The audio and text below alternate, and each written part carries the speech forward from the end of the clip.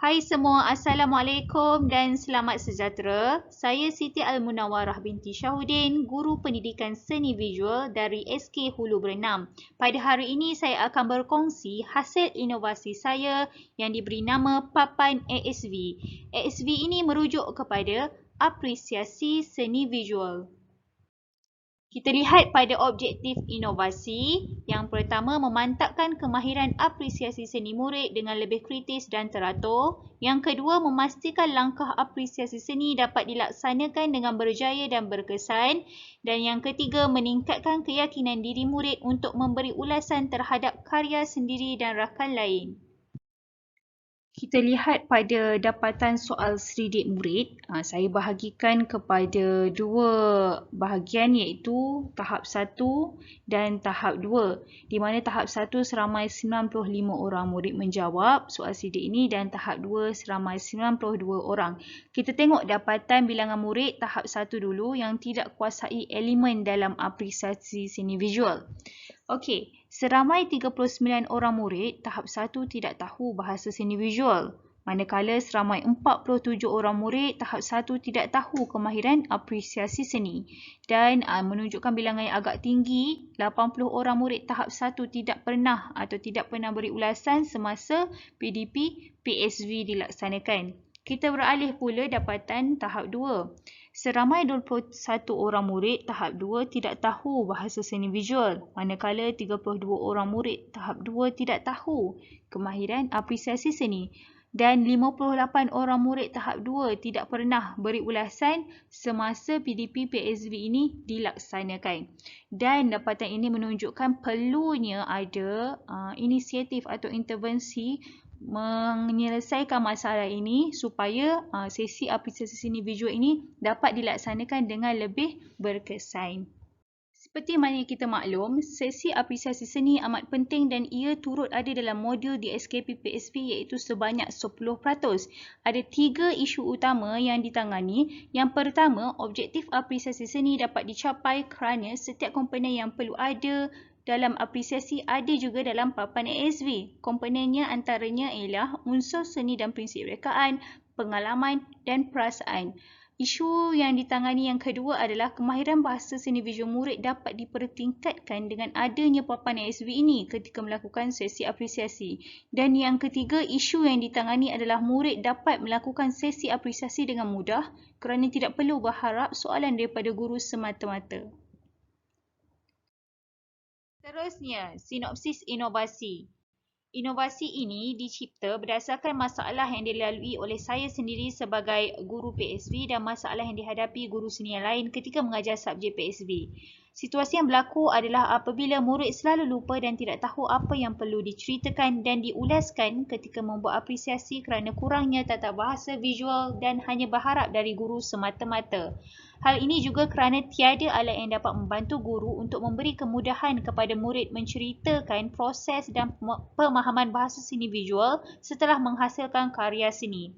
Jadi, papan ASV ini dibuktikan berjaya dan telah dapat memberi ruang kepada murid sepenuhnya untuk berinteraksi dengan baik.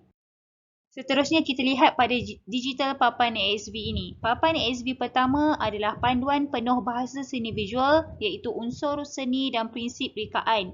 Manakala papan ASV kedua adalah di mana murid akan berinteraksi sepenuhnya dengan meletakkan hasil karya mereka di bahagian tengah, kemudian memilih unsur seni dan prinsip rekaan pada papan ASV yang pertama. Setelah selesai, murid akan melakukan sesi apresiasi berpandukan kepada papan ASV 2 ini yang telah disusun tadi. Kemudian, papan ASV 3 ini dibina untuk murid yang kurang tahap penguasaannya dan ia adalah panduan di mana membantu murid berinteraksi atau membuat ulasan dengan lebih terperinci dan kritis sekali.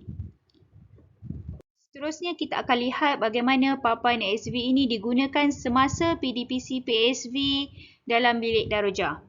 Lihat video pertama di mana murid memilih unsur seni dan prinsip rekaan pada papan 1, kemudian dia akan tampal pada papan yang kedua.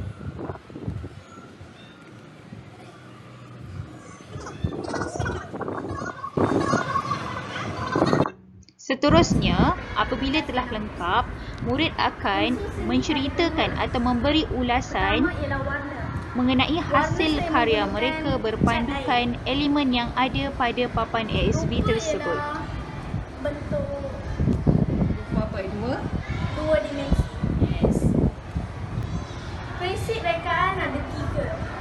Pelbagai saya menggunakan cat air, montage dan juga poster. Timbangan ialah seimbang. Kesatuan ya, sebab lebih baik cerah ialah tema 2021 untuk PPDA. Ya. Perasaan saya apabila membuat poster montage ini ialah gembira.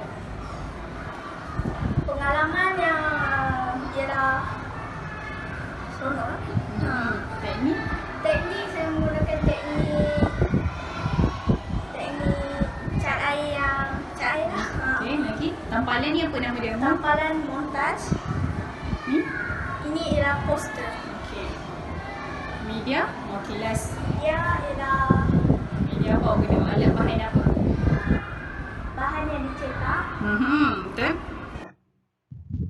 Kita akan lihat lagi murid kedua melakukan sesi apresiasi menggunakan papan ASB yang telah lengkap.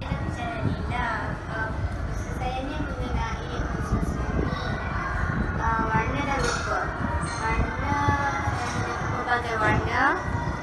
Dan rupa 2D. Hasil rekaan juga saya guna berbagai kerana saya guna Apa? Gambarnya? gambar yang sama, gambar yang lain. Untuk yang mana saya tampil dengan simetri. Yes. Perasaan saya tentu gembira. Atau pengalaman media. Media. Media. Media, awak guna media apa? Bahan apa? Bahan macam fotostick, Kertas. kertas, itu gunting, kapal. Warna guna warna? Warna guna warna pensel warna. Okey, teknik guna teknik apa ni? Teknik montage. Okey, betul. Jika kita lihat, yang pertama, ia sangat tidak memerlukan kos yang tinggi dari segi penghasilannya. Kemudian, papan ASB ini berkonsepkan mesra alam dan sangat mesra pengguna kepada murid dan juga guru. Malah ia sebagai pembantu guru semasa sesi apresiasi ini dilaksanakan. Dan papan ASB ini juga dapat menyelesaikan masalah PDP, terutama sekali ketika sesi apresiasi seni, iaitu semasa langkah terakhir sekali PSB dijalankan. Malah, masa pembelajaran dan pengajaran juga lebih efektif dan berkualiti. Papan ASB ini juga telah dibina secara digital dan mudah digunakan secara virtual. Malah ia sangat berpusatkan murid dan juga berpusatkan bahan. Sangat memenuhi ciri pembelajaran abad ke-21. Malah dapat meningkatkan kemahiran interpersonal murid dalam mengulas dan menceritakan hasil karyanya dan rakan lain. Dan akhir sekali mencetuskan suasana pembelajaran yang menyeronokkan dan bermakna bukan sahaja kepada murid tapi kepada guru. Akhir sekali, saya berharap alat inovasi papan ASB ini dapat membantu guru option PSB maupun bukan option PSB untuk melaksanakan sesi apresiasi sini dengan berjaya. Itu sahaja perkongsian saya pada hari ini. Terima kasih.